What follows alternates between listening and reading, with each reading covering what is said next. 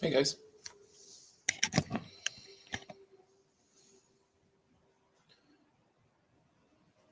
Can you hear me, Bill? Give me a wave. Cool.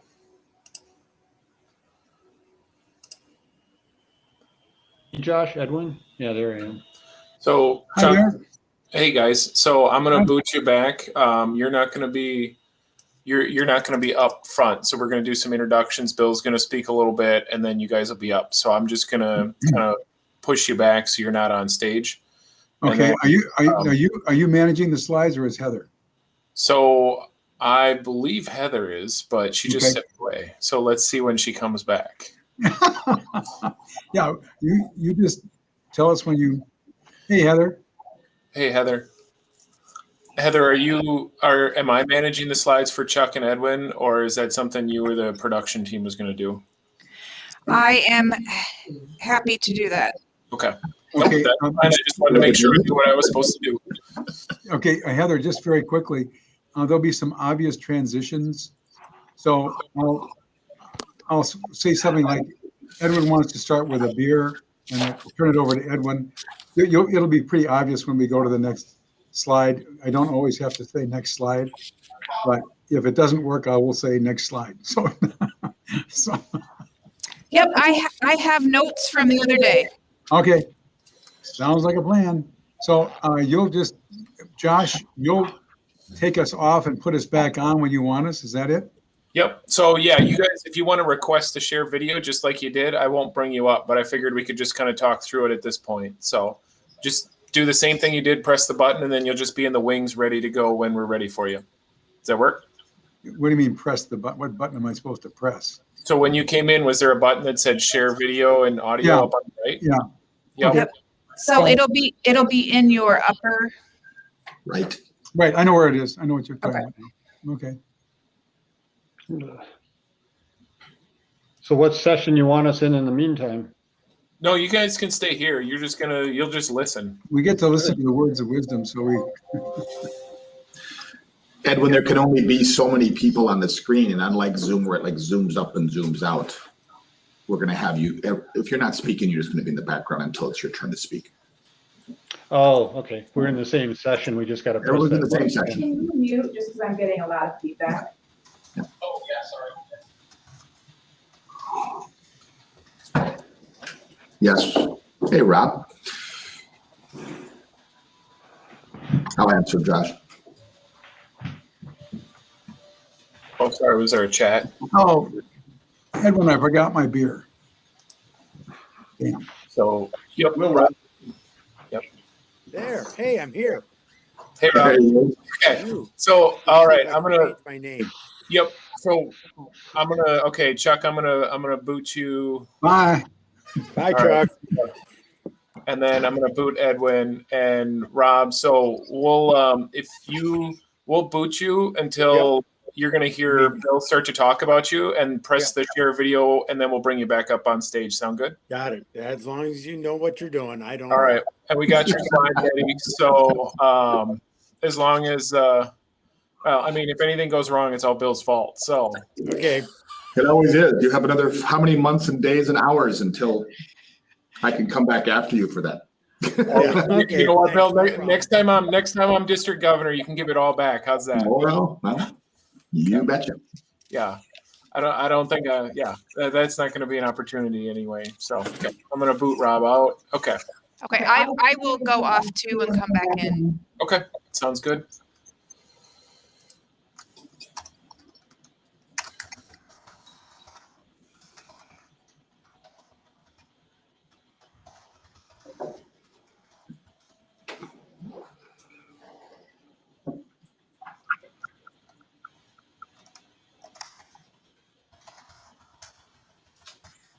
These things look like retarded, don't they?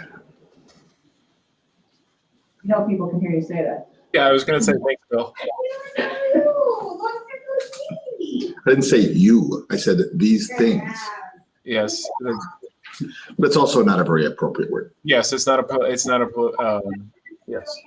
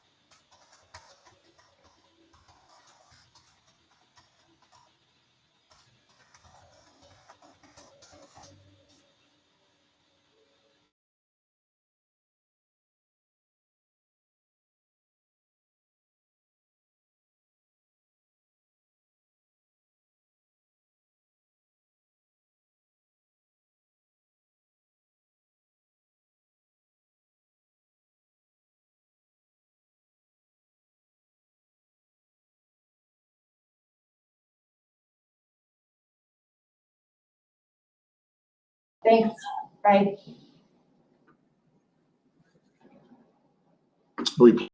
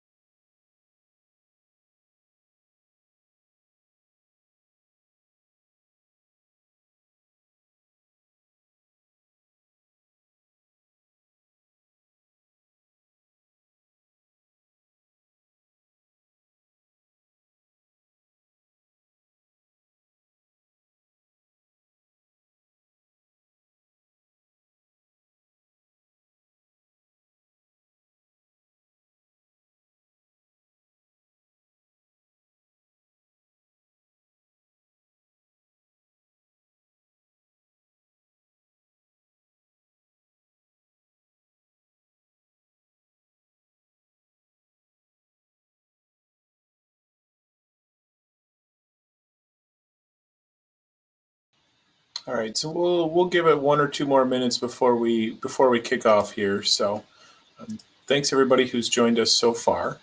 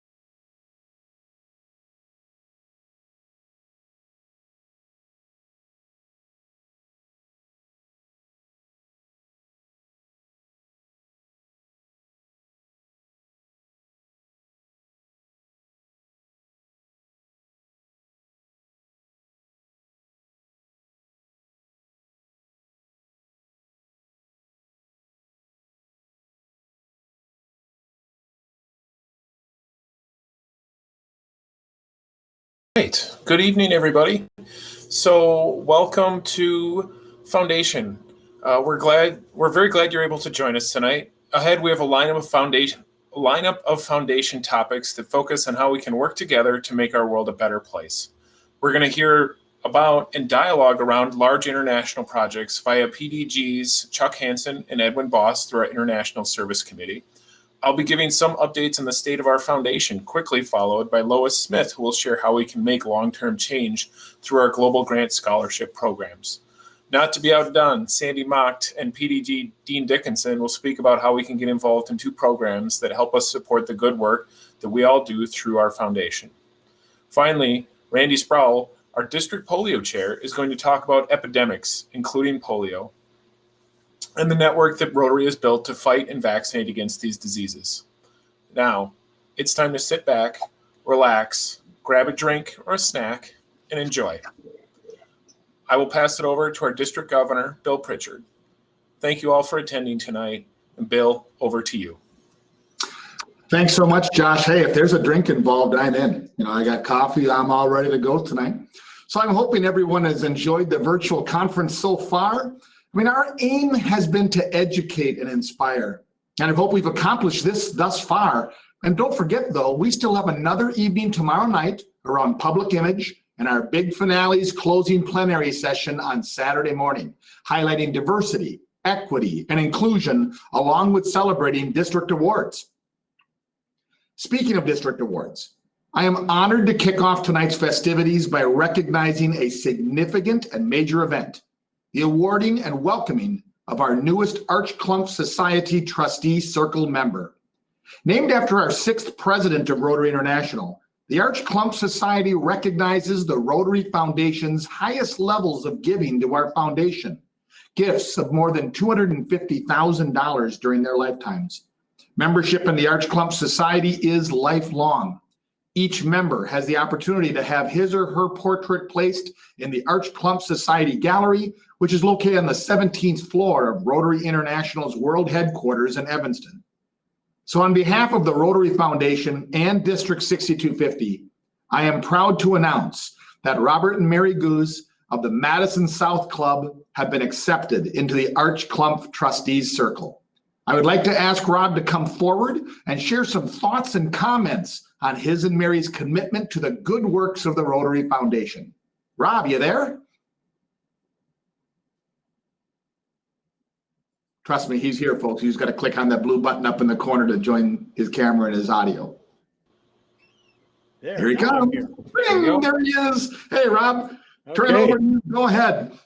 Okay.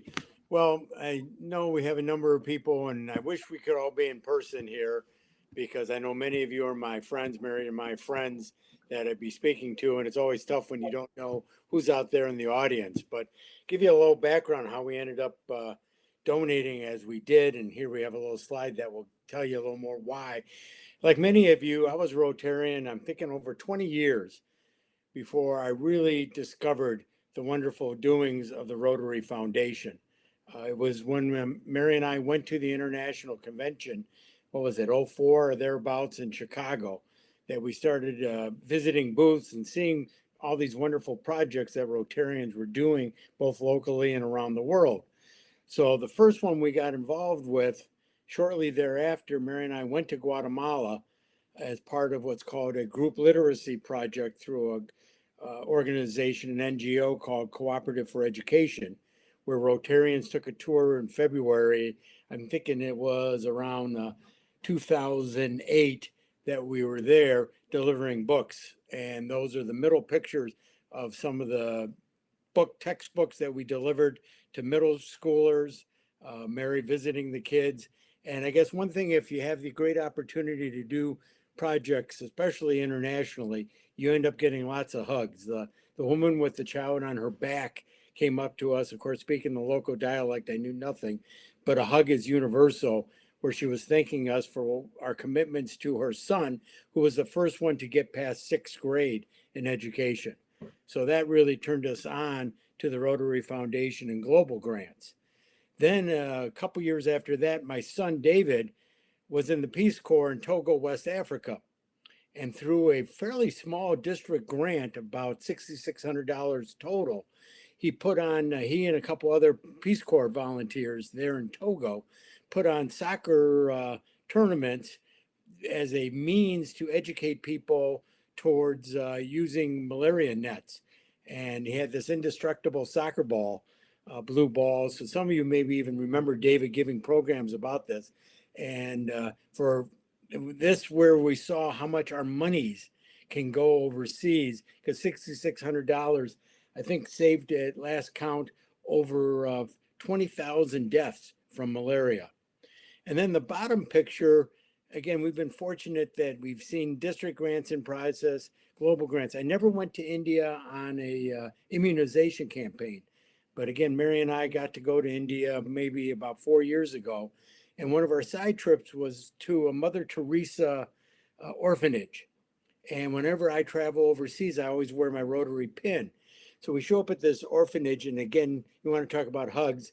These small Indian nurses at the orphanage start gathering around me, and the other members of our tour, not Rotarians, wondering what is going on.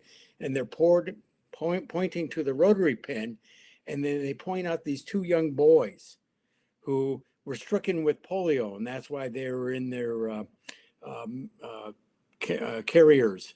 And they mentioned to everyone that, no, thanks to you and Rotary, you Rotarians, these will be the last two children we'll have in our orphanage stricken with polio. And you want to talk about a meaningful event that really brought home of the wonderful things we do in the polio campaign, to know that, hey, those are the last two that were going to be in that orphanage, because it was like the year or two before that India had been totally vaccinated for polio. So we're fortunate. And again, when you to Arch Clump, you hear 250,000, you think of, that's a lot of money, but it isn't. It's over the time, and I hate to say it, I've been a Rotarian over 40 years.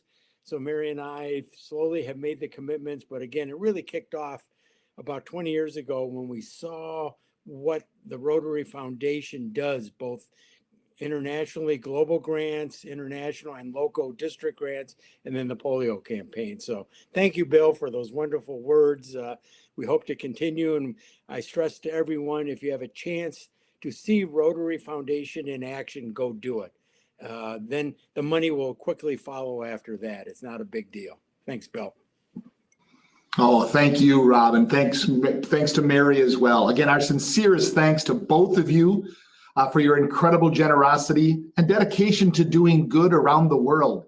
Now, there's going to be more to come for both of you during our awards section on Saturday morning, but I wanted everyone to have the chance to hear your remarkable story. So thanks again. Now, in addition to Rob and Mary, we have some other individuals to celebrate. We have two couples that joined the Bequest Society, Greg and Leona Clark as Bequest Level 3, and Mike and Leanne Dillis as Bequest Level 5. Now, the Bequest Society identifies those that have made arrangement within their trusts and wills for Rotary. International Foundation to be the beneficiary, and District 6250 wants to thank the Clarks and the Dillises. We have 5 new major donors in our district thus far in 2020-2021, and 2 major donors who have achieved Major Donor +3 status. District 6250 and the Rotary Foundation welcome Steve Aoun of the Madison Westtown Middleton Club, Justin Burnett of the Madison After Hours Club, Dave Feingold of the Janesville Noon Club, Jack Hazy of the Lacrosse Downtown Club, and yeah, yours truly, of the Lacrosse After Hours Club to the Major Donor Society. And the Rotary Foundation also recognizes Charles and Gail Gibbons of the Wisconsin Rapids Club, along with Andrew and Kristen Seaborg of the Madison West Club, as having achieved the Major Donor +3 level. So on behalf of District 6250, allow me to thank all mentioned for their faith and their trust in the Rotary Foundation, and for doing good across our communities, our region, and our world. Now, to wrap up my section, I never cease to be inspired by the generosity of members to our foundation. It does need to be mentioned again that this has been a very challenging year, and the gifts to the foundation have held relatively strong. Going into this month, we are within 10% of our normal gifting pace. And so it is my hope and my ask that all, if able, support our foundation, both for the general fund and toward our efforts to eliminate polio generously between now and the end of our Rotary year. What a statement it would make during this year of challenge if we're able to keep our commitment to doing good around the world by reaching our foundation and Polio Plus goals. I have been blessed to see the gratitude in the eyes of the recipients of the good work that is done through our foundation. It changes you. From the eyes of young people who finally have clean water to drink, to food in their stomachs, to roofs over their heads. It is in the eyes of young women in Afghanistan who can get to school safely in a bus provided by generous Rotarians from the La Crosse area and the help of our foundation. Many of you can add your stories here as well.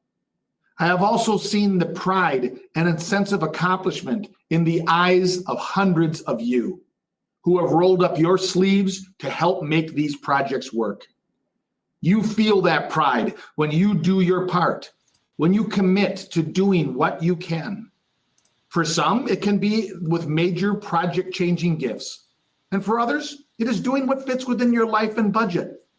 I have seen it in the eyes of Rotarians who sit down tiredly, but happily, after distributing food to an area food shelf made possible from Rotary donations. It is in the eyes. You know, it's often been said that the eyes are the windows to the soul. And it is in the eyes of so many hundreds of Rotarians across our district that it makes me so proud to call myself a Rotarian. I hope you feel the same pride that I do to be associated with such a great organization. I'll turn it back to you, Josh. Thanks for the opportunity to share this good news with all of you tonight. Thank you, Bill, and thank you, Rob, for sharing your story around the impact of our foundation and for the recognition of just a few of our Rotarians who have helped us expand our members' impact. This year, our foundation has continued its great work. Our Rotarians have raised over $241,000 for the annual fund and another $83,000 for polio. But we are still well short of our goals. As you know, we have a donation link for our polio goal to support our polio goal as part of district conference, which was just up on the screen. You'll see it at least once more tonight. Remember that any and all gifts are always appreciated. And we will have that link after Randy Sproul's polio presentation later tonight. We've had many incredible gifts from our Rotarians, from a new member of the Arch Clump Society to those giving even a few dollars per month. Everything helps, including your membership to Rotary Direct, the easy way to give to Rotary. For those who are not aware, District 6250 continues to lead our zone, which stretches all the way into Central America, in the percentage of members who are signed up for Rotary Direct. So keep up the good work, Rotarians. These gifts are managed carefully and then utilized by Rotarians to go out and do good in the world. This Rotary year, we have put 14 district grants and 10 global grants out in the world, totaling $272,000. A special thank you to our district grants chair, Liz Evans, and our district grants and global grants committees that help administer these projects. Projects which include a bus for a girls' school in Afghanistan so they can get there safely, helping to fight the COVID-19 pandemic in the last year in many different ways. The purchase and installation of recreational and educational equipment in multiple communities and schools around our district. A mobile clinic, multiple projects around WASH, which water and sanitation and hygiene projects. There have been projects around protecting families from domestic violence, and there have been multiple projects around healthcare and rehabilitation equipment as well. There are so many projects. These are just a sample of the many good things that we are aware of that our foundation has been able to assist with, in addition to the wonderful things that are done by our clubs every day through time and gifts of skills. We are also pleased to report that our clubs with foundation chairs listed has increased by 15% from last year. So a special thank you to Dean Dickinson for his efforts and all of our clubs for identifying that voice for our foundation and its impact within our clubs. So our next section is going to begin here momentarily. So I'm going to ask PDG Chuck Hansen and Edwin Boss to come up and present on the International Service Committee, this new committee that's been formed this year, and we'll have a little bit of dialogue as well. So Edwin and Chuck, I will pass it over to you. Thanks, Josh. Good evening, everybody. My name is Chuck Hansen. It's been my privilege this past year to serve as the chair of the International Service Committee. This is the latest, greatest idea of Rotary International for us to help serve clubs in the area of international projects. I'm looking forward, along with my colleague and friend Edwin Boss, to share with you information about this newest committee and invite you to participate in global grants. The idea behind the committee is to both assist and encourage clubs in participating in global grants. It consists of past district governors, current and past foundation chairs, and Rotarians at large in our district who have experience in international projects. I'd like you to think of this committee as a consulting group ready to assist clubs who need help with global grants. And if we don't know the answer, well, we'll do our best to help you find the answer.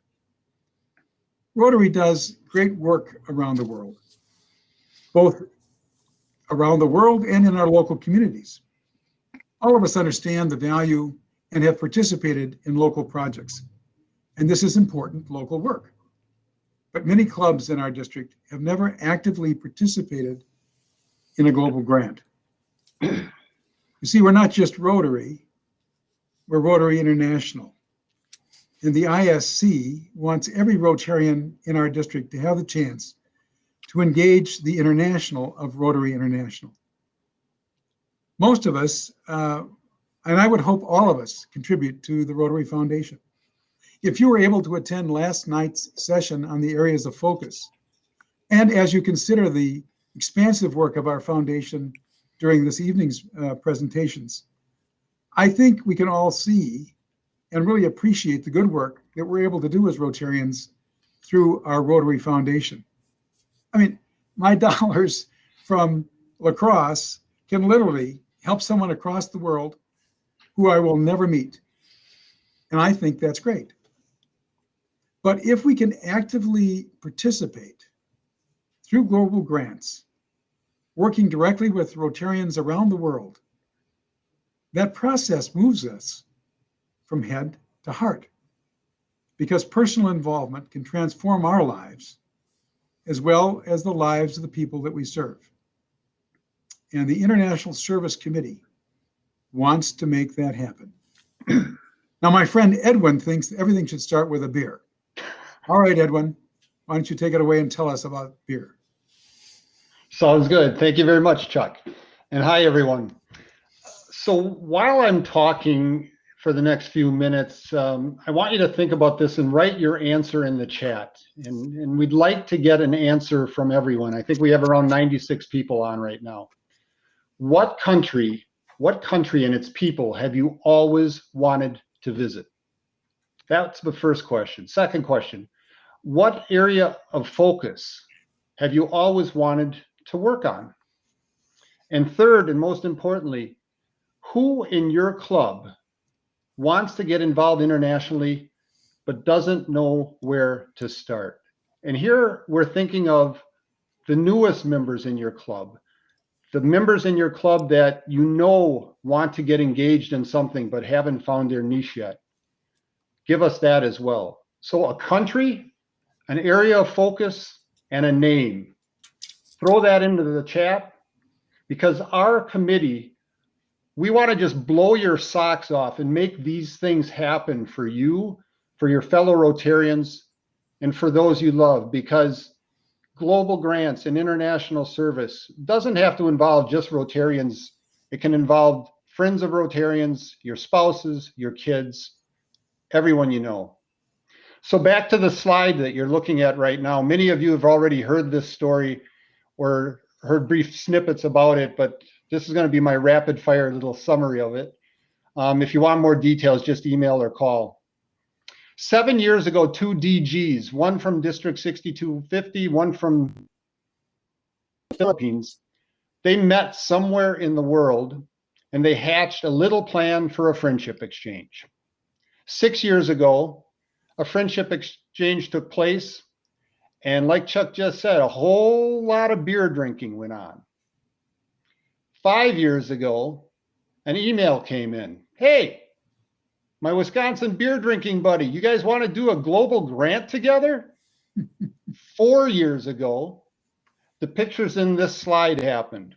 Another friendship exchange, lots more beer, as you can see on the right, and a global project, a global grant realized, a pipeline.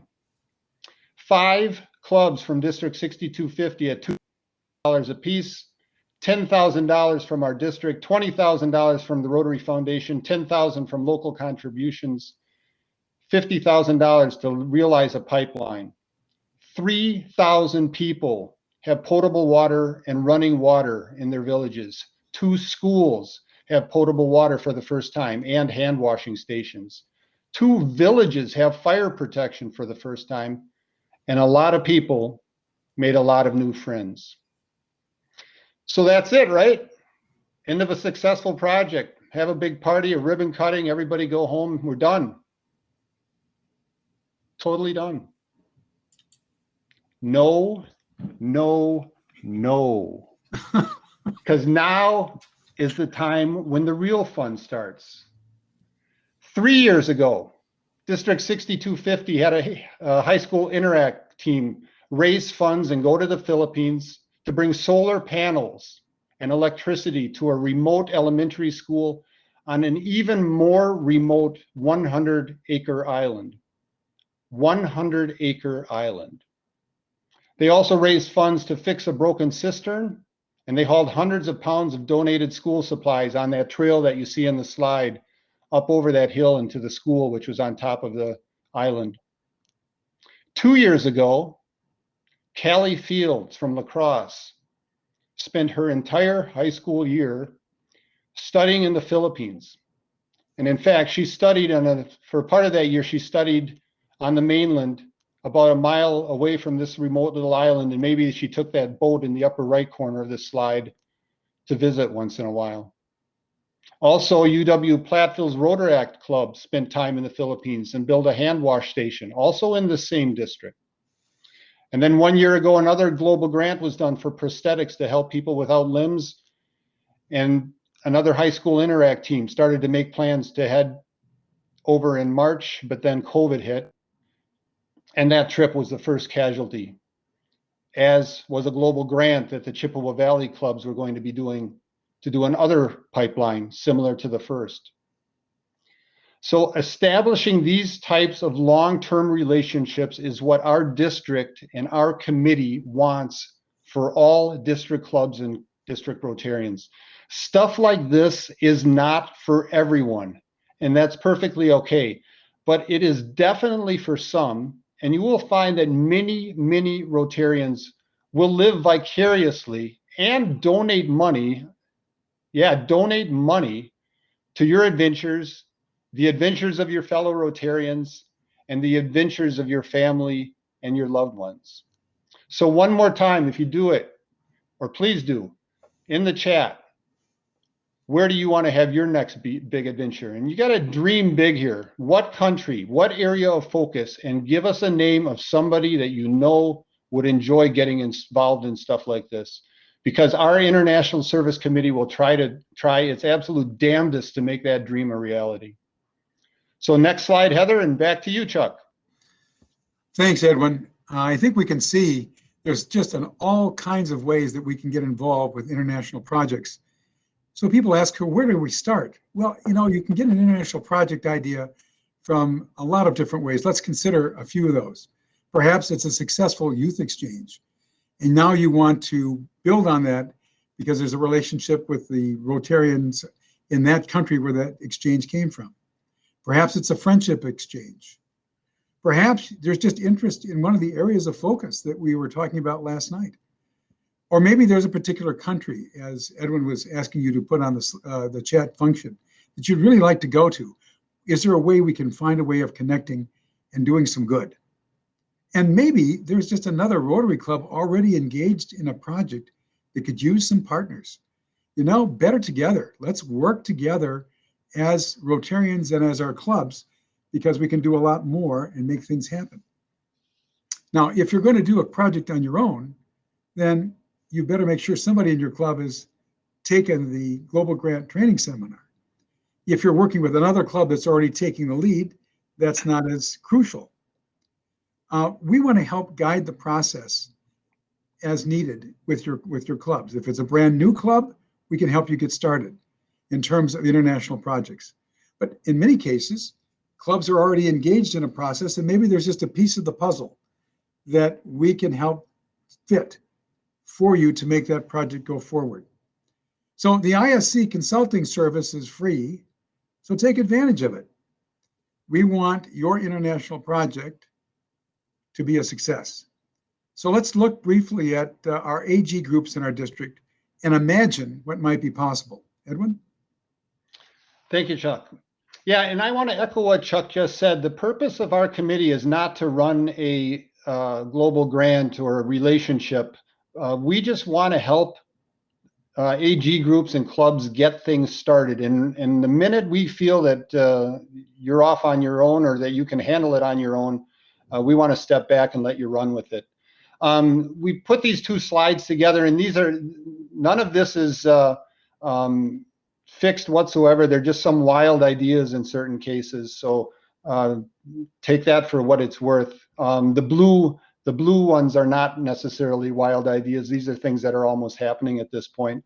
But essentially, we've got 12 groups in our district, and the green highlighted AG groups are all working on global grants at the moment or have something going on. But there's 6 highlighted groups that are yellow, where this coming Rotary year, we'd really like to, as a committee, get those AG groups or get clubs within those AG groups involved in international service, involved in global grants, and we want to help and do our best to make something happen for them.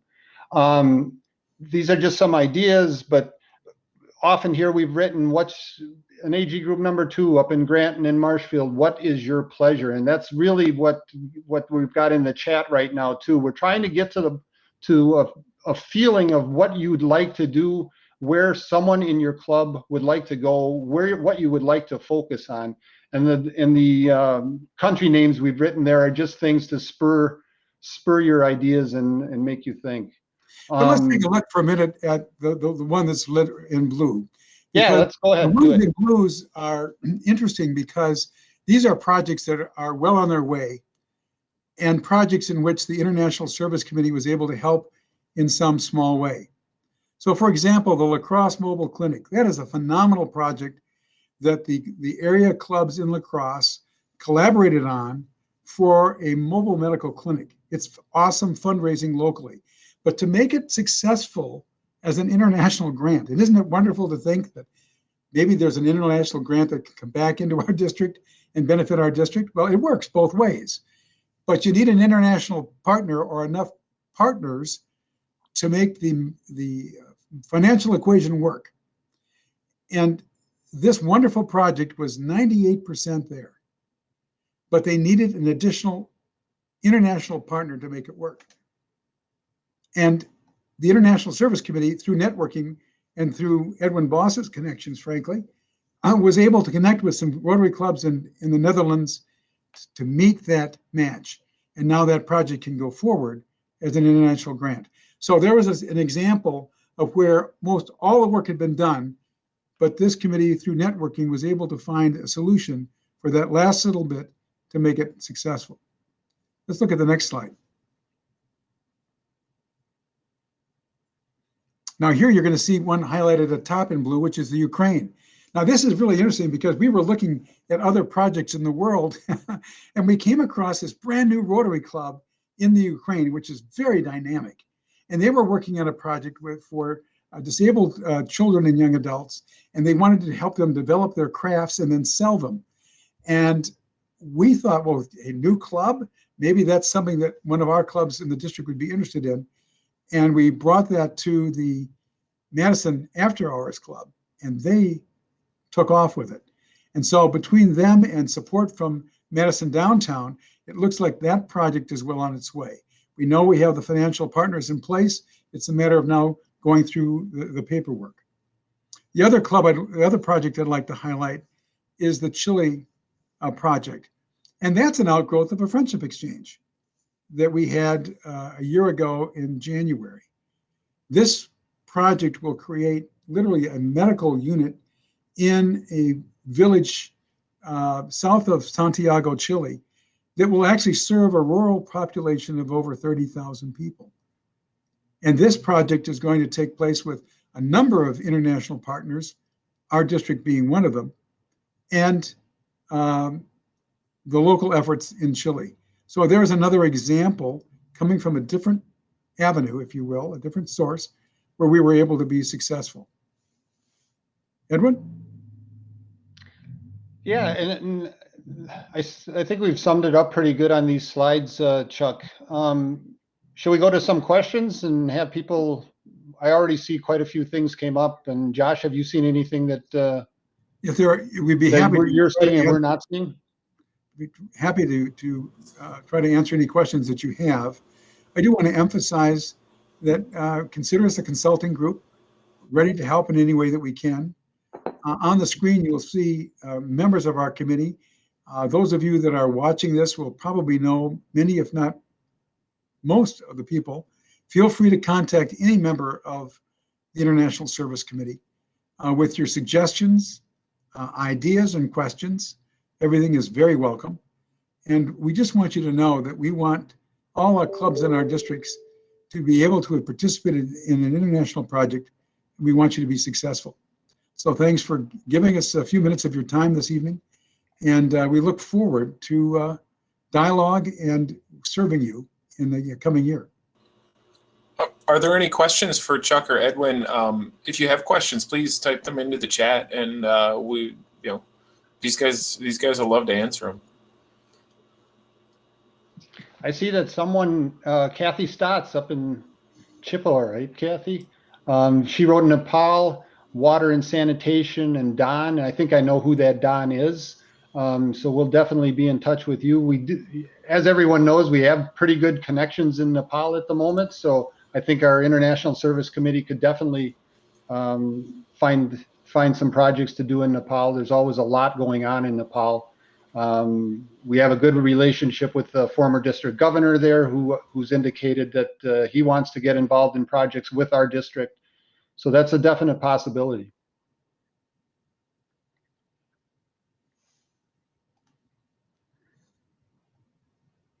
And I could comment on every single one of these, Josh, if you want me to. No, it's okay. I mean, if you want to take one or two, Edwin, and just kind of make some comments, riff on go ahead. it. We've got a couple minutes in the schedule. Well, I like the one, Max Mickelson. I don't know Max. Macedonia. We definitely have connections as a committee there as well, and have created that in the past year. Things don't always go as we imagine with international projects. I've worked a lot overseas myself, and often things don't go right. We were working on some projects in Serbia this year, and that didn't work out, and primarily due to COVID. But Macedonia is real nearby. We have good connections there with district governors in Greece and in Croatia. So I think we could definitely find something in Macedonia. And as we've talked with Karen as district governor-elect and with Bill now, this time of the year is the ideal time of the year to get started, because clubs are just starting out. People are thinking ahead about what they want to do for the coming year, and that's happening all over the world. So you've got a whole new crop of people involved in Rotary projects and dreaming about what they plan to do, and hitting them at this time and finding nice projects is a great time to do it. I noticed that there are several people that have listed their countries as a first world country, for example. New Zealand and Australia were mentioned. And, we can think creatively about that. When I was district governor, one of the people I met at the international training session was a governor from Australia. We became good friends. And what we did is we put our two districts together, working on a group exchange, and the parties raised funds in each other's districts, and then we used that money to provide fire extinguishers in a slum in Thailand. So we could work with two first world countries to provide service in a country where there's a greater need. So a lot of things can be done. As I say, your imagination probably is the only thing that limits what's possible. I see Debbie Fox Schrader wants Italy, women and children, and she's got someone in Sun Prairie. And I don't know, I can get kind of creative, but Italy, I don't know what global grant we would do there yet, but I'm sure we could find something. No, but this is great. Bolivia, Gus Myron, Bolivia water projects. There's a lot going on in Bolivia, and I don't know if Gus is from the Chippewa Valley, but Chippewa Valley is actually working on a global grant in Bolivia at the moment. So lots of possibilities. Chuck, you want to wrap it up? Well, I just want to say thank you to everyone for this opportunity to share with you some of the ideas that are possible, and that this International Service Committee, is available now in our district, and we're very open to not only helping you, but also receiving your suggestions as we want to improve. And we look forward to serving you in the coming years. So thank you very much. Thank you, Edwin, for joining me, and have a great conference. Thank you, everyone. Thank you, Chuck. Thank you, Edwin, for all the work you do in forming Chuck, thank you for taking the lead in forming the International Service Committee this year. It's something new in our district, and it's great to see the good work that's already being done by the group. So thank you both, and to the entire International Service Committee. So next up, we're going to have a little bit of a highlight reel of some district grants that we've done in the past. So Heather, if the video is ready, let's roll.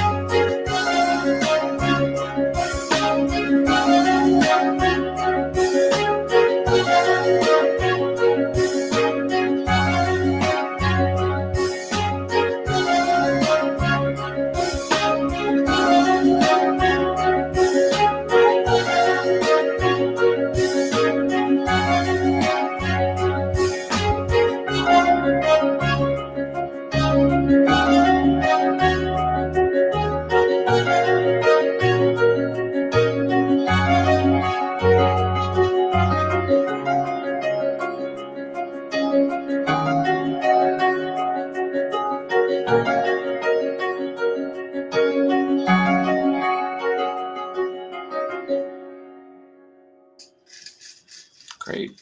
So it's great to hear about projects. It's also cool to see some pictures and a lot of familiar faces in that video.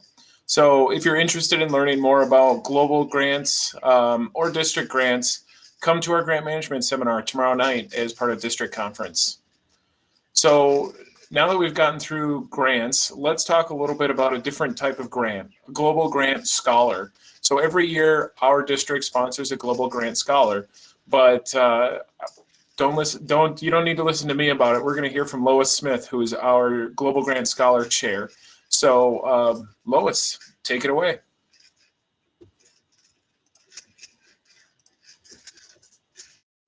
Welcome to a presentation for the District 6250 Conference on building peace through scholarships. And this is a foundation meeting, and Josh Nancy is looking on, and I'm Lois Smith, I'm the Global Scholars Chair. Each year, our district, along with Rotary International, sponsors one Global Scholar. We've just finished the interview process for and selection for our candidate for the 2021-2022 scholar.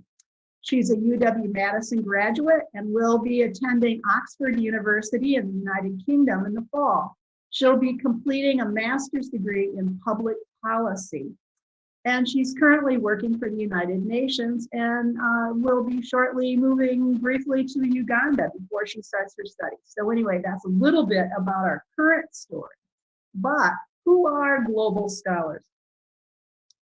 They have a relationship with our district, and that relationship can occur a number of ways. They can live here, they can work here, or they can have attended their university here.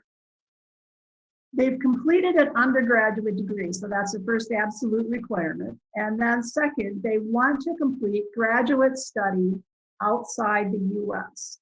And in order for them to be eligible, they must also have an acceptance from the school to which they want to attend. They have to have a passion too, to work in one of Rotary International's 7 focus areas. And they are peace building and conflict resolution, disease prevention and treatment, water, sanitation and hygiene, maternal and child health, basic education and literacy, community economic development. And then starting July, the added number 7 is protecting the environment. So the students who are eligible must have chosen a degree program and a career path that enhances or supports one of those focus areas. Now, how does District 6250 support Global Scholars? They support them by approving a district grant, and then we apply for a matching grant from Rotary International. It's a total of $30,000 with the 2 grants for graduate study. You know, when I first heard that number, I thought that's a lot of money. but when you look, I was totally unaware of how much international education costs. And the students that I have had experience with in the roughly 2 years I've been working in this area, the $30,000 doesn't even cover tuition, let alone plane flights or housing, room and board, leases, all of that. So international education is expensive. And our district does fund, as I said earlier, just 1 scholar each year. The timeline is something that I would like to address briefly here too. The students who are looking to be Global Scholars apply through the District 6250 website materials. They interview with a committee from the foundation in late February or early March. And then once one is chosen by that committee, we begin to look for host clubs, which would be the international club, and then a sponsor club, which would be a club from District 6250. Once we have those in place, we begin the application process for the matching grant to Rotary International. And by May, we've completed that grant and submitted it. Then later, we're notified of acceptance and the student travels in anywhere August, September of the year. The photograph you see here is Cambridge, Trinity College, Cambridge, England in spring this year. And our current Global Scholar, as it says in the 3rd point here, is completing her degree, Sri Saima. She's completing her degree at Trinity College in Cambridge University in the UK. We have global scholars doing a variety of really wonderful life activities. One of them is working in Switzerland, and he's working on distributing and finding drugs for neglected diseases, oftentimes in really poor rural areas of the world. We have another student who's a former scholar who's working with the Red Cross and resettling refugees in New Zealand. A third global scholar is planning to return to East Africa when he is allowed because of COVID restrictions. And he wants to work on maternal and child care concerns. And he just finished his master's degree last year at the London School of Hygiene and Tropical Medicine. So they're doing what we can all be proud of. So how can a club help? What can a District 6250 individual club do? One is that, and this is the most important part, I think, is that you can, individual members or clubs can be involved in recruiting promising students who apply for these scholarships. We usually have a handful of applications, but the more we have, the better. I have to say the quality of our applicants is really outstanding. And a little caveat here, Rotary obviously is very concerned about making sure that everything is without conflict of interest. So if you're a Rotarian and you have a child or a grandchild or whatever who would like to be a global scholar, I'm sorry, but that child wouldn't be eligible. It has to be someone who is not lineally related to a Rotarian. Okay, so recruiting students. Some of you may live or work in areas of the university or know people who work at universities in your region or know neighbors, friends, whatever, who might have children or colleagues who are interested in the program. You can also serve as a sponsor club or host club for current students. Sponsor clubs are those who are the host for, not host, sponsor clubs are those who are supporting a student who is going to leave for study abroad. And the host club is the club for inbound students. Many of you who are from Madison clubs are familiar with the host club responsibilities and opportunities, because so many of our students, because of the size of UW-Madison, so many of global scholars coming into the U.S. In our district will be coming into Madison. But any club can be a sponsor club. Any club can be a host club if you're going to do a little travel maybe. You can also invite a speaker on global scholars to a regular club meeting. Lynn Kenny, my predecessor in this position, and I have both been engaged with presentations to clubs, but also, fortunately, our global scholar students, despite where they may be, can now attend Rotary meetings via Zoom, and they have also spoken a number of times over the past year to Rotary clubs in our district to tell them about this program and what they're doing. So what does a sponsor club do? Invite the scholar to attend meetings. Our current scholar, Cerise Simoff, has attended. I'm a member of Janesville Noon Rotary, and she has attended our club meetings via Zoom while she's studying. She will be coming, hopefully when we can begin to be face-to-face again, will be coming to visit us when she returns to the U.S. You can also invite the scholar to speak when they're traveling. You can include the scholar in service activities or fundraising work that you may be doing. And also you can publicize the scholar's activities. So scholars write blogs. And those blogs are sometimes published in the district newsletter. They're are oftentimes published also in the sponsor club's Facebook page or newsletter that the sponsor club makes. And what does a host club do? The host club, again, is taking on the international student. Our current student, Cerise in Cambridge, has said that she thinks of her host club in Cambridge as being her aunts and uncles, that they take good care of her. They help her navigate the UK. They help with transportation issues. They invite her to dinner at their homes. They've invited her to several meetings. And she says it's a really wonderful connection to the community and to Rotary as a whole. Sometimes even host clubs help scholars find housing if the universities don't have readily available housing. They can serve as a resource for acculturating the scholar. If you've had the exchange student program in high school, you know that it takes a little while to adjust to a new culture, and Rotary clubs can help those students do that as well. And then welcoming the scholar to be involved in meetings and activities. So those are some of the basics of what a global scholar is, how you can become involved with global scholars, and also just, I think, a point of pride for the district. Not all districts have global scholars, and this district has, thanks to Lynn Kenny and others, have had global scholars for many years now, and I think they all do wonderful work in the world and for us. If you have questions or you'd like to be involved, please contact me. My information is, contact information is also on the district website, so you can find it there. But it's smithL@uww.edu. And again, there's much more information on the District 62 website. And you can visit the foundation page within that website and also in the Rotary International website to learn more. Thanks for listening. And I hope that you consider the Global Scholars going forward as an activity your club might be engaged in.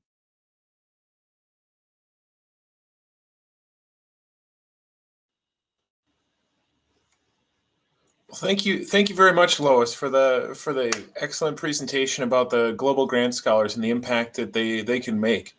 You and your team do a lot of work, and I know there's been a lot to learn as you've kind of gotten up to speed over the last 2 years. But we're very appreciative of all the good things that you've done and just the exceptional people that we've met through these interviews and through these sponsorships.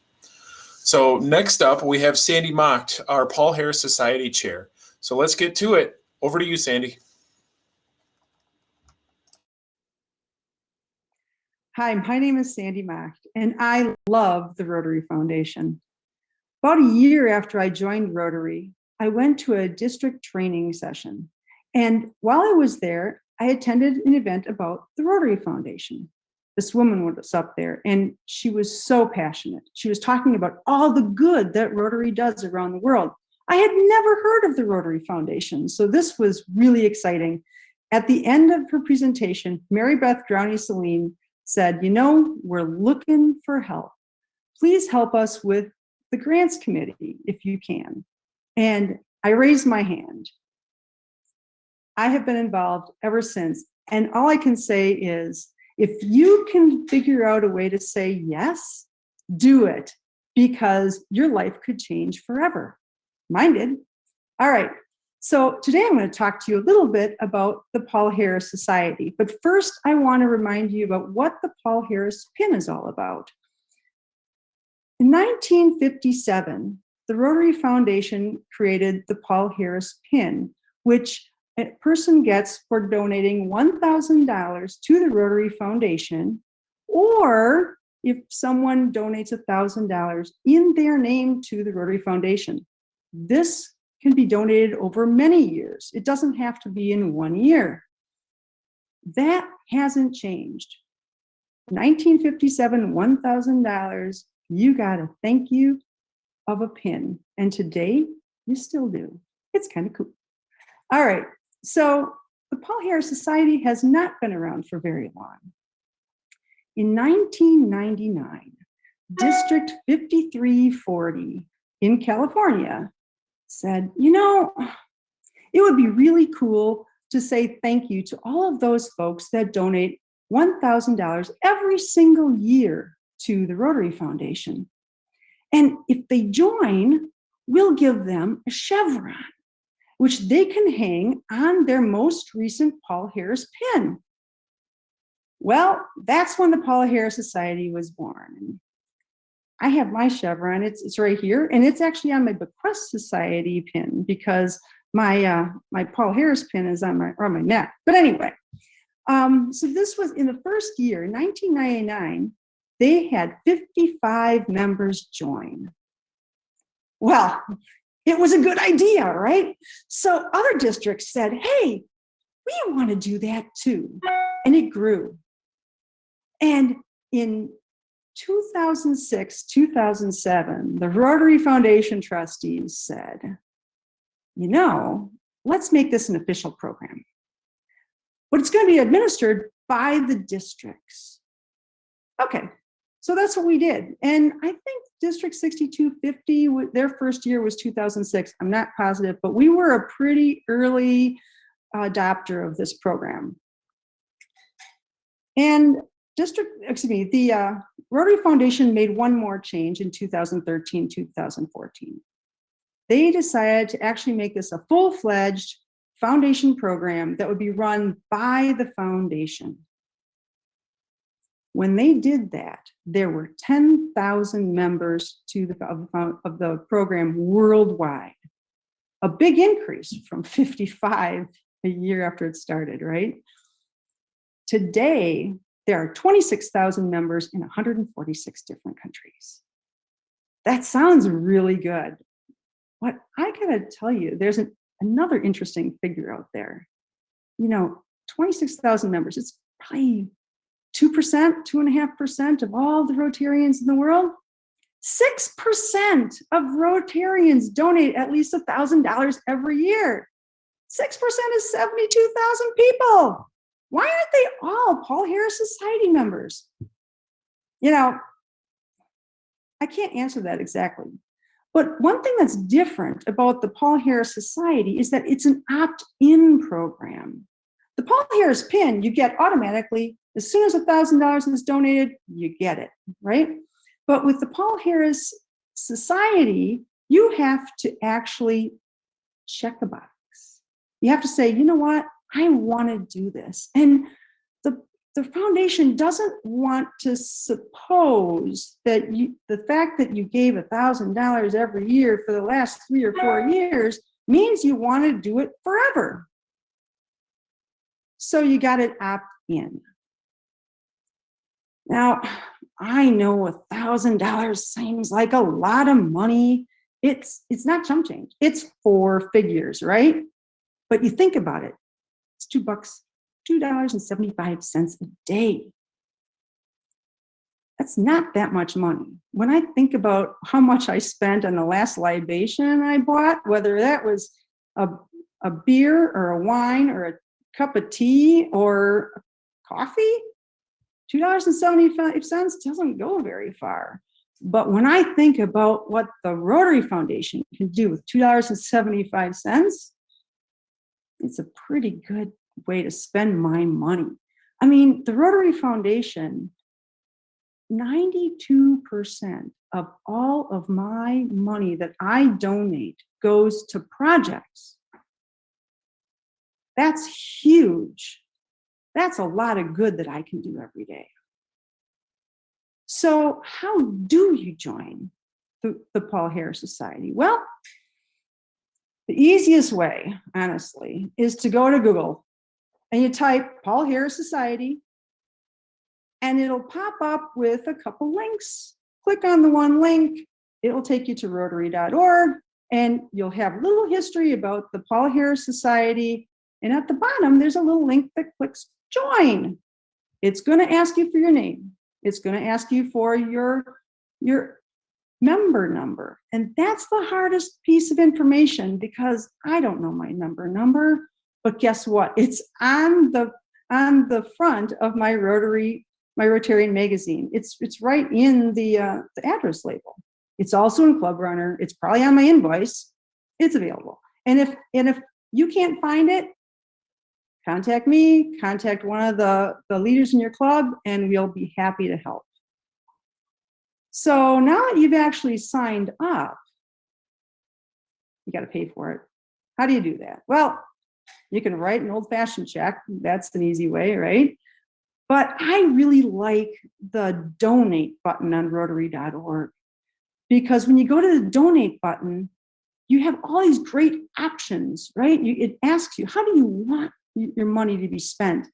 And you click through a lot of really good, just go through how much money you want to give and but again, at the very bottom, it says sign in.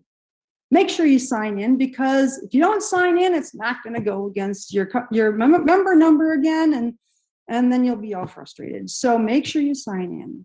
And then a reminder that as far as being eligible for the Paul Harris Society, the money can go to the annual fund, it can go to polio eradication, it can even go to a specific grant. So think about that. And I want to ask you to figure out a way to say yes, because it could change your life forever.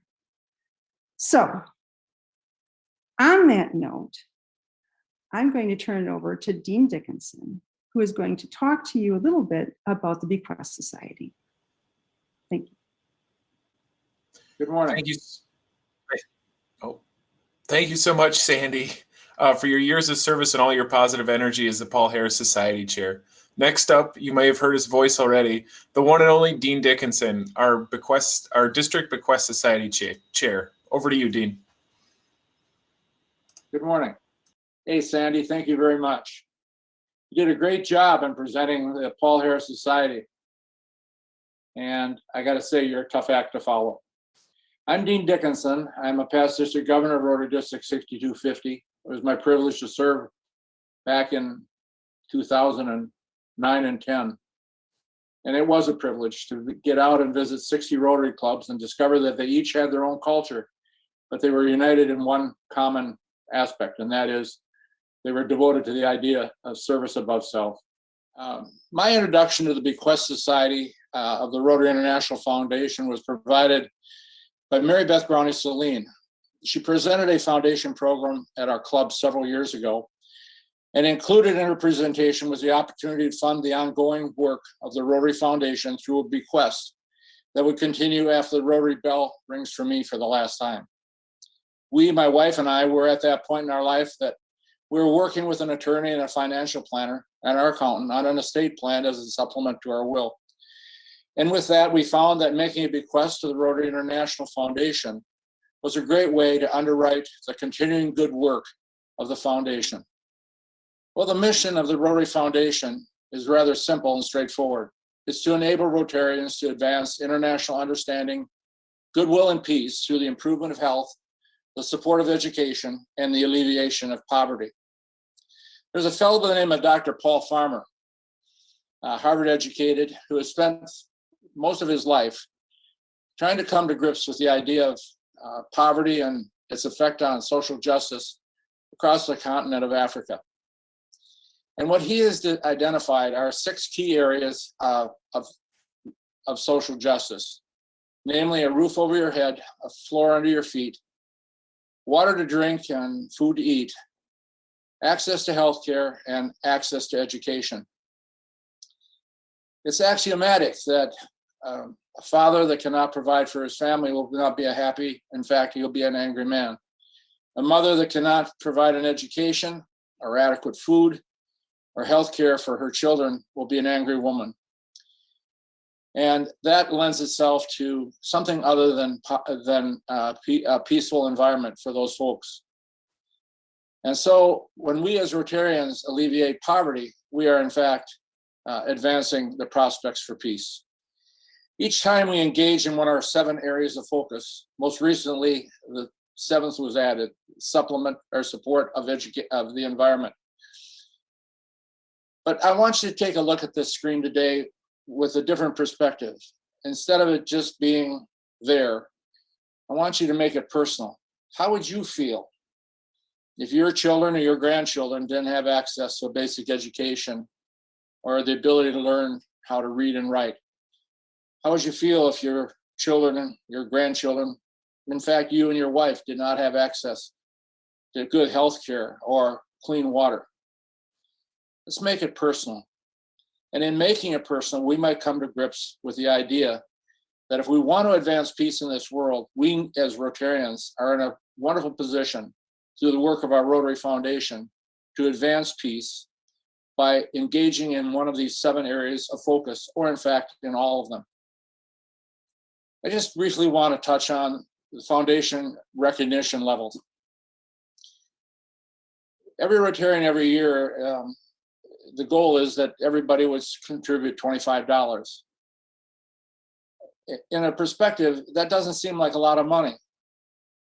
But when we consider that that will provide vaccine for 4 to 6 children, changing their life forever, or it'll provide 2 mosquito nets that will prevent a person from being infected with the malaria, it'll change their life forever. So it isn't the size of the gift that changes the life, it's the fact that we make the gift in the first place. And then there's a sustaining member, that person who gives $100 or more each year. The Paul Harris Fellow, contributes $1,000 or more over the course of their lifetime. Paul Harris Society member contributes $1,000 or more annually. That's what Sandy Mock touched on. We have a number of Paul Harris Society members in our district, and they represent about 2% of all the Rotarians around the world. And those 2% provide over 17% of all the funding for the Rotary International Foundation. A benefactor will have in their estate plan a $1,000 gift. And a bequest society person will have invested by way of an estate plan $10,000 or more. A major donor over the course of their lifetime will contribute $10,000 or more into the Rotary Annual Programs Fund. And then, of course, there's the Arch C. Clump Society. Those people that with the means will contribute $250,000 upwards to $1 million. It sounds like a lot of money, and it is. And in fact, I think, are going to recognize at our district conference a couple of people from our district who have made that commitment. Well, the question is, if it was important in our lifetime, why wouldn't it be important for us to continue beyond our lifetime? And so I want to talk to you just briefly about the possibility of creating a legacy and to continue the promise of Rotary of a safer, kinder, and a more peaceful world through the work of the Rotary International Foundation. There are, in fact, 4 ways that we as Rotarians can help. Those of us who are 70 and a half years and older can still make a qualified charitable distribution from our investment or retirement accounts. I've done that in the past. The nice thing about it is it comes out tax-free. It's just a wonderful way to make a contribution. Another way is to, in avoiding capital gains taxes, by giving appreciated stock, or in fact properties or land or whatever you might have that you would like to donate. That might sound like a bit of a reach, but the fact of the matter is, every day people are giving gifts of appreciated stock into our Rotary International Foundation. And with the run up in the stock market over the course of the last 4 or 5 years, I'm sure a lot of us are sitting with appreciated stock. We can make a gift from an existing donor advised fund, if in fact you have one. It puts your charitable dollars to use where the need is greatest, and you direct that contribution annually. And then lastly, the one that we're really here today to talk about is naming the Rotary Foundation as in your final estate plan. You can create your Rotary legacy. And don't forget how easy it is to name the Rotary Foundation as a beneficiary of your donor advised fund. Now, as we talk about gifting away those assets that we've worked so hard to accumulate over the years, one of the concerns that we should all have is how secure are the funds that we are in fact donating. Each year, Charity Navigator evaluates 15 to 20,000 foundations and nonprofit or non-governmental organizations and rates them. And each year, our Rotary International Foundation receives a 4-star rating. That's the highest that Charity Navigator can award. And over and beyond that, our Rotary International Foundation will always rank in the top 0.5% of all of those 16,000 organizations that are being evaluated. 92% of all the monies that we donate into the Rotary Foundation are delivered right to the people and to the projects and to the causes that we want them to go to. So we can be very sure that the monies that we're investing in the Rotary Foundation are secure and they're being managed properly. And then lastly, if you'd like to be involved in creating some sort of a bequest, I'm a pass-through. I'm not a lawyer. I'm not a financial planner. I'm simply a member of Rotary like you are. I'm serving as the subcommittee chair for the Bequest Society in our local district Rotary Foundation. I do have the information that would help you in making a contact to the Rotary International Foundation, those people that can guide you in the process. So if you have an interest, be in touch with me, or in fact, use this screen to make your direct contact. The lady that I work with in Rotary International Foundation is a lady by the name of Rachel Greenhoe. She's wonderful. There's no pressure involved in this. She simply acts as a guide. But if I can be of any help, by all means, give me a ring. Well, thank you very much for the time you spent with me today. I hope it's provided you with information that might be of benefit in helping you to make your plans.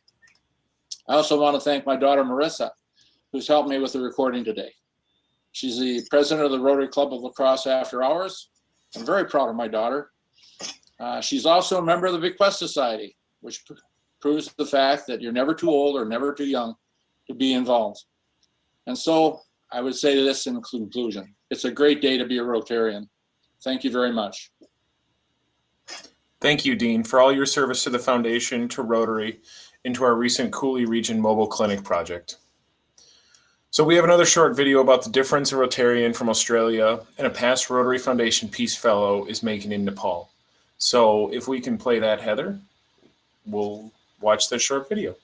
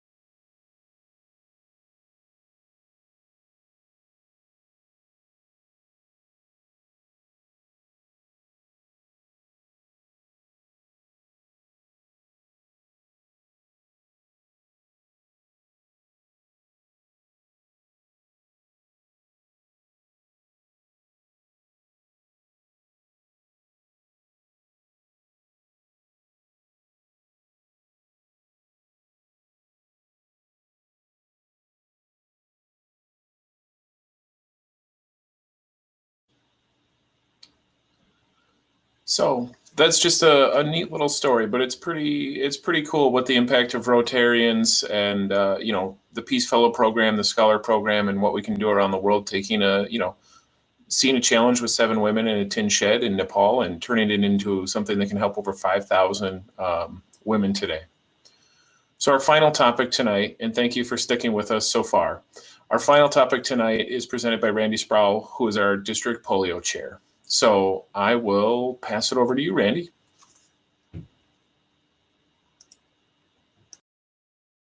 This is Randy Sproul. I'm a member of Madison South Rotary, and I have the privilege and the honor of serving as the District 6250 Polio Eradication Chair. There are many reasons why I'm so proud to be a Rotarian. One of those reasons is because of what we as Rotarians have accomplished in the fight to eradicate polio. As we begin to emerge from the COVID pandemic, we thought that this would be a good opportunity to talk about the role that Rotary's polio eradication program has played in dealing with other diseases and other pandemics. Before we talk about that, however, I think it's important to take a couple of minutes to talk about where we started from in our fight to eradicate polio, to talk about how far we've come, and to talk about the work that remains to be done. So for those of you who are relatively new to Rotary, it was in 1985 that Rotarians made a promise to the children of the world. We promised them that we would eradicate polio from the face of the earth. On the day that we made that promise, there were 3 strains of the polio virus circulating throughout the world. There were 125 countries on 5 continents that were polio endemic. And during the year of 1985, more than 350,000 children, nearly 1,000 children every single day, were paralyzed by or died as a result of the polio virus. But since 1985, Rotarians have raised more than $2.1 billion for this noble cause. And with that money, Rotarians have been able to provide polio vaccine to more than 3 billion children. Rotarians have not only helped purchase the vaccine, we've helped distribute the vaccine. The last bastion of polio in the Western Hemisphere was eradicated in 1994 when Rotary volunteers went door to door in the slums of Peru to make sure that every single child had been vaccinated. The last bastion of polio in the Western Pacific and Asia was eradicated in 1997 when Rotary volunteers went boat to boat along the Mekong River in Cambodia to make sure that every single child had been vaccinated. And the last bastion of polio in Europe was eradicated in 1998. In parts of Africa, Rotary volunteers have walked for up to 4 days to vaccinate children in remote villages that haven't seen a healthcare worker in more than 20 years.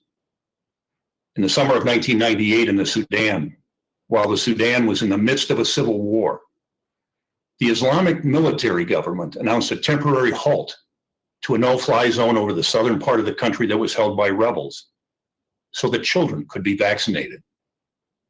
Immediately upon hearing that news, the World Health Organization called Rotary International and said, please, can you help us? Within 48 hours, Rotary came through with $400,000 to buy the polio vaccine, to airlift the polio vaccine, and to vaccinate 400,000 children. Because of Rotarians, the Sudan is now polio-free. 8 years ago, Rotary orchestrated the largest mass immunization campaign in world history as 1 million volunteers working together in India vaccinated 165 million children in just 5 days. Because of Rotarians, India is now polio-free. And on April 25th, 2020, almost exactly 1 year ago today, the World Health Organization declared that the entire continent of Africa is now polio-free. 2 of the 3 strains of the polio virus have been eradicated, and as we sit here today, only 2 countries remain polio endemic, Pakistan and Afghanistan. And the World Health Organization estimates that there are now more than 19 million children who today are alive and healthy and running and playing with their friends, but who would have been paralyzed by polio, but for Rotary's polio eradication program. 19 million children. Imagine 19 million children on crutches, in wheelchairs, their leg muscles withered by the polio virus. And then imagine that we had the ability to walk up to those children and say, throw away your crutches, throw away your wheelchairs. We are Rotarians. And because we are Rotarians, you will not be paralyzed by polio. That's the effect of what we as Rotarians have accomplished over the past 36 years. Rotarians tend to be busy people.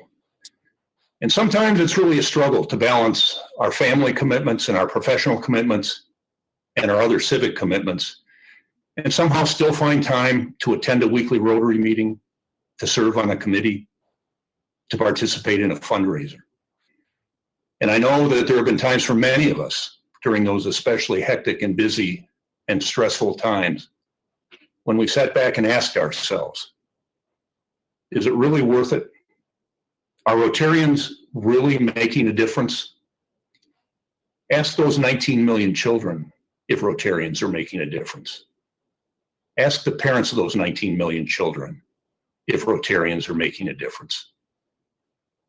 Throughout the entire world, in all but 2 countries, every single parent and every single grandparent will be able to go to sleep tonight and not worry that their children or grandchildren will be paralyzed by polio. Ask those parents and grandparents if Rotarians are making a difference. What we have done in the fight to eradicate polio is amazing. But this is about more than just eradicating polio. Rotary's polio eradication program is called Polio Plus. It's called Polio Plus because the polio vaccine is most often given in conjunction with the vitamin A supplement and with vaccines for measles, tuberculosis, diphtheria, pertussis, and tetanus. The vitamin A supplement alone that is given with the polio vaccine has been credited with saving the lives of more than 5 million children. Since 1985, the number of deaths from measles has dropped from more than 2 million a year worldwide to fewer than 100,000 per year worldwide. We've seen similar drops in deaths from tuberculosis, diphtheria, pertussis, and tetanus. And because the polio virus is often transmitted through contaminated water, Polio Plus has helped thousands of communities develop better hygiene and clean drinking water. That better hygiene and clean drinking water has not only reduced the number of deaths from polio, it has significantly reduced the number of deaths from other waterborne diseases. In the spring of 2014, the west coast of Africa experienced an Ebola pandemic. The Ebola virus is very contagious, much more contagious than the coronavirus, and it's very deadly. 50% of the people who contract the Ebola virus will die from that virus. At the beginning of that pandemic, many health experts predicted millions of deaths. Some predicted tens of millions of deaths. But when all was said and done, fewer than 14,000 people died during that pandemic. The primary reason the Ebola virus was so well contained, according to the World Health Organization, was because of the surveillance and delivery systems that are in place today as part of Rotary's polio eradication program. And our polio eradication program is playing a role in the COVID pandemic. Rotarians are using the Polio Plus network to help create awareness about how best to avoid transmitting the coronavirus. We're using it to help publicize the importance about getting vaccinated. We're using it to help people navigate the vaccination system. And when vaccines become available in Africa, Asia, and South America, the delivery systems that are in place today as part of our Polio Plus program will play a key role in distributing those vaccines. As I've said before, this is about more than just eradicating polio. As long as there's one active case of polio in the world, whether it's in Kabul, Afghanistan, or Madison, Wisconsin, as long as there's one active case of polio in the world, we have to continue to vaccinate every child, because the polio virus will only be a plane ride away. But once we eradicate polio, we can stop vaccinating. And the eradication of polio, according to the World Health Organization, will generate medical, healthcare, and social service savings in excess of $3.5 billion every year. That's $3.5 billion every year that we can then redirect towards cancer research, or Alzheimer's research, or muscular dystrophy research, or to water projects, or literacy projects, or to so many other worthy causes. Our gift of polio eradication will truly be a gift that will continue to give forever. To help us reach our dream of a polio-free world, the Bill and Melinda Gates Foundation has extended its generous offer. For the rest of this year and all of next year, every contribution that you make to Rotary's polio eradication program will be matched twice by the Bill and Melinda Gates Foundation. If you contribute $100, the Bill and Melinda Gates Foundation will contribute an additional $200. If you contribute $1,000, the Bill and Melinda Gates Foundation will contribute an additional $2,000. What a great way to triple the value of an already incredibly worthwhile, tax-deductible, charitable contribution.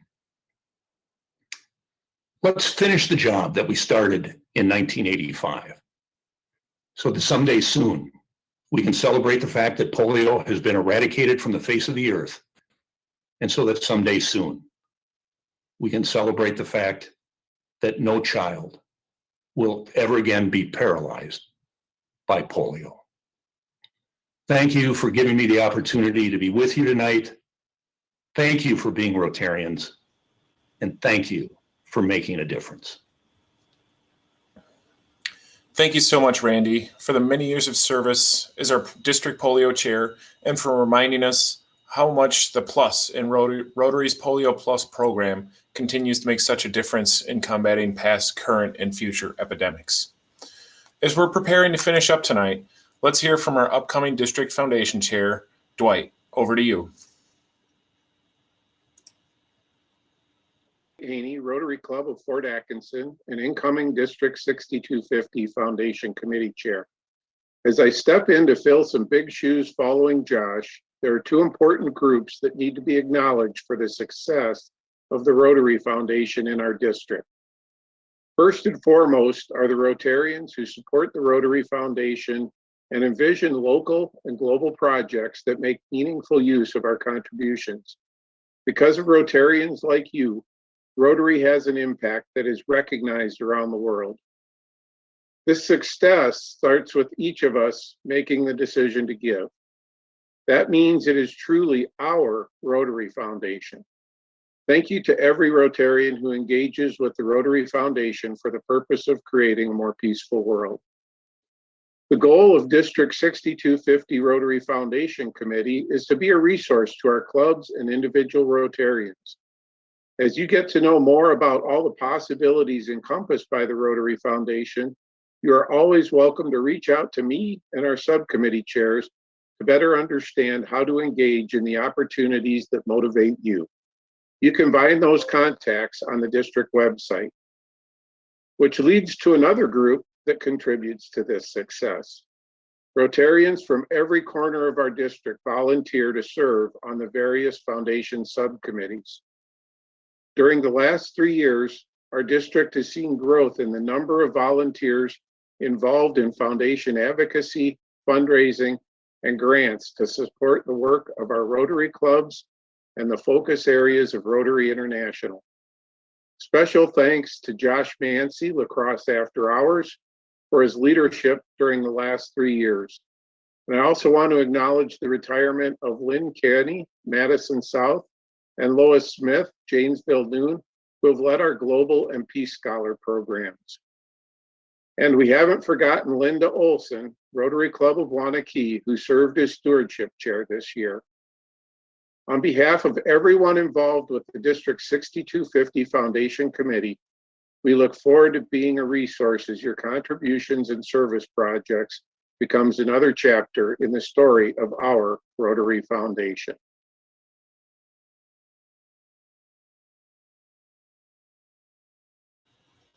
So, thank you so much, Dwight. I'm very much looking forward to the great things you and the team will continue to do in the coming years. Tonight, we've heard many incredible things, which our Rotarians are doing locally and around the world. Through their generosity of time, talent, and treasure, we were able to make an incredible impact. It was a particularly challenging year with COVID, from club meetings going online, community challenges, along with fundraisers and projects being nowhere near our expectations. We've had much to overcome, but we've been creative and tenacious to find a way. Looking forward, we have $180,000 of district designated funds grant match to use in grant matches in the coming year, courtesy of those Rotarian gifts from 2018 and 2019. This will allow us to support a bit more than $90,000 in district grants this spring, in addition to our scholars and global grants. So remember to get your district grants in May. While there is lots to do as we look forward to the new Rotary year, we have not let COVID prevent us from making a difference. I thank each of our district foundation committee chairs, members, and our club foundation chairs for all they have done these last 3 years that I have had the privilege to serve in this role. Thank you as well to our chairs who have completed their terms, Lynn Kenny and Linda Olson.